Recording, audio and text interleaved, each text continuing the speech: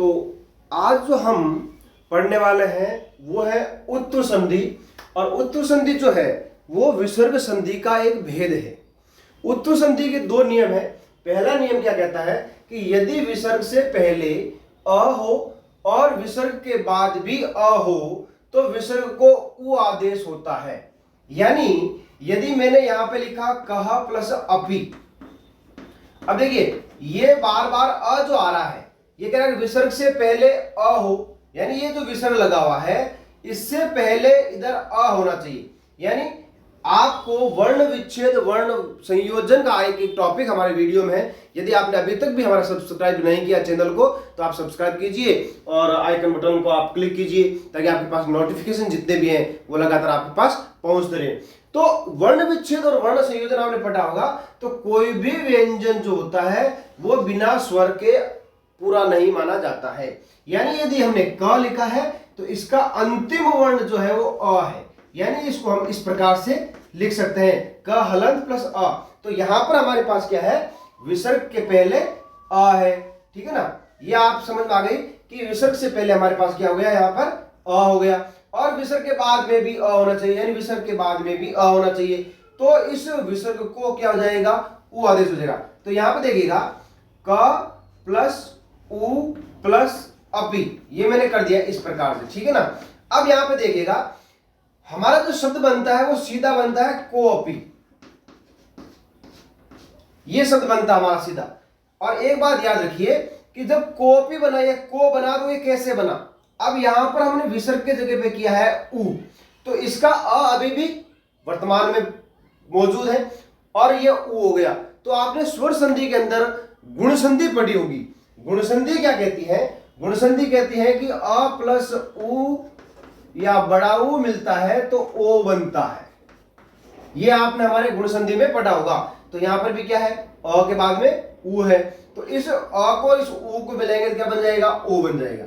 अब आप याद रखिएगा यदि मैंने इसको इस प्रकार से लिखा, ऐसे लिखा, तो ये जैसे लगेगा जैसे हिंदी का कोई शब्द लिखा हुआ है। इसलिए हमने क्या किया यहां पे, इसको क्या किया है कि ये जो अ है ये इस अ को हमें अवग्रह बनाना है। यानी ये इंग्लिश का जो एस है इसको हम क्या कहते हैं, अवग्रह कहते हैं। इसको हम क्या कहते हैं, अवग्रह कहते हैं। इसकी जो साउंड है वो अ की ही है।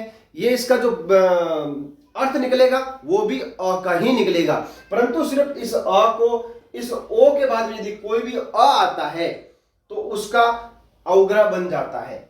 आगे देखिएगा एक उदाहरण और बताता हूं मैं आपको, याद रखना इस बात का।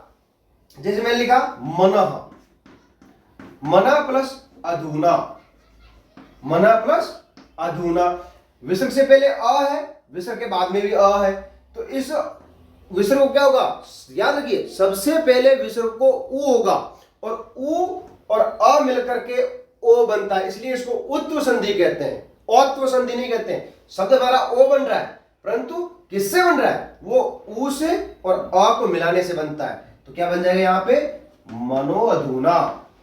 क्या बन गया, मनोअधूना। इसी तरह से सह प्लस अहम, सह प्लस अहम, इससे पहले अ है तो क्या बन जाएगा, ओ बन गया, सो अहम, सो अहम। तो इस प्रकार से हम इस संधि को कर सकते हैं। इसका एक नियम और देखिए, आपको एक नियम और बताता हूं, इसी का है ये।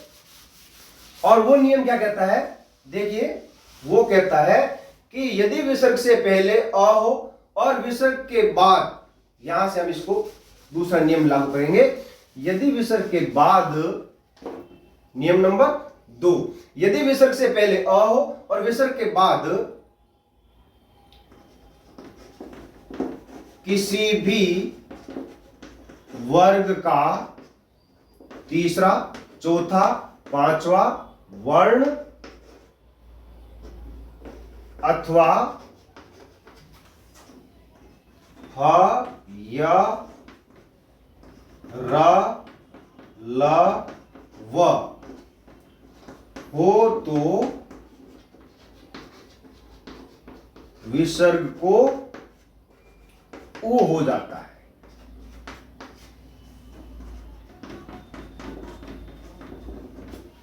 ठीक है ना। पहला नियम क्या था कि विसर्ग के पहले भी अ होना चाहिए, विसर्ग के बाद में भी अ होना चाहिए। सेकंड नियम क्या कर रहा है कि विसर्ग से पहले तो अ होना चाहिए, ये तो मैंडेटरी है, क्योंकि अ के बिना हम ऊ से ओ नहीं बना पाएंगे, इसलिए ये मैंडेटरी हो गया। परंतु विसर्ग के बाद में यदि किसी भी वर्ग का तीसरा, चौथा, पांचवा वर्ण, हमारे वीडियो है जिसके अंदर वर्ण विच्छेद भी दिखाया हुआ है या वर्ण माला भी दिखाई हुई है, उसके अंदर है कि 5 वर्ण वर्ग होते हैं, कवर, चवर, टवर, तवर और पवर्ग। उसमें तीसरा, चौथा, पांचवा वर्ण या फिर ह, य, र, ल, व में से कोई सा भी अक्षर होता है विसर्ग के बाद, तो विसर्ग को क्या हो जाएगा, ऊ हो जाएगा। अब देखिए कैसे होता है। जैसे मैंने लिखा बालः प्लस नमति, यानी बालक नमस्कार करता है। अब बालः विसर्ग से पहले क्या आ गया, अ आ गया। ल मत बोलना, पहले क्या है, अ है। ल तो अ के पहले है, तो अ हो गया। अ के स्थान अ होने के कारण विसर्ग की जगह पे क्या करेंगे, हम ऊ कर देंगे। और न आगे लिखा हुआ है तो पांचवा वर्ण हमारे पास है, तो अ को और ऊ को मिलाएगा तो क्या बन जाएगा, बालो और नमति, बालो नमति, ये ऐसे हो जाएगा। अब यहां पे अवग्रह आप कहेंगे सर पिछले बार में तो आप अवग्रह लगाए थे, अवग्रह वहीं लगेगा जहां पर विसर्ग के बाद में या ओ के बाद में अ आता हो। अ के बिना कभी भी विसर्ग नहीं लगेगा, सॉरी अवग्रह नहीं लगेगा। उसी तरह से देखिएगा मना प्लस हरा, ठीक है ना, मन को हरने वाला। अब विसर्ग से पहले अ है और विसर्ग के बाद में ह है, तो ह तो हमें चाहिए था, चलो कोई बात नहीं, तो क्या बन जाएगा, मनोहर। यशा प्लस धा, यशा प्लस धा क्या बन जाएगा, ध है, कौन सा वर्ण हो गया, तवर का, कौन सा वर्ण हो गया, चौथा वर्ण, चलो चौथा हो गया, तो क्या बन जाएगा, यशोधा, यशोधा। बना नहीं बना। उसी तरह से मान लीजिए मैंने लिखा यशा प्लस वंदे, विसर्ग से पहले अ है, बाद में व है, तो क्या बन जाएगा, यशोवंदे। इस तरह से हम उत्तम संधि को आराम से कर सकते हैं। इसके बाद में भी हमारे अगले वीडियो जो आएंगे वो रत्व संधि, शत्व संधि और इस प्रकार की कई संधियों का आएंगे। ये जो संधि है ये विसर्ग संधि का ही भेद है, तो इसको हम उत्तम संधि कहते हैं। इसके 2 नियम हैं, आपको मैंने समझा दिए हैं। आप हमारे वीडियोस को बार बार देखिए और यदि आपको पसंद आते हैं तो आगे इसको शेयर कीजिए ताकि औरों को फायदा मिल सके। थैंक यू, धन्यवाद।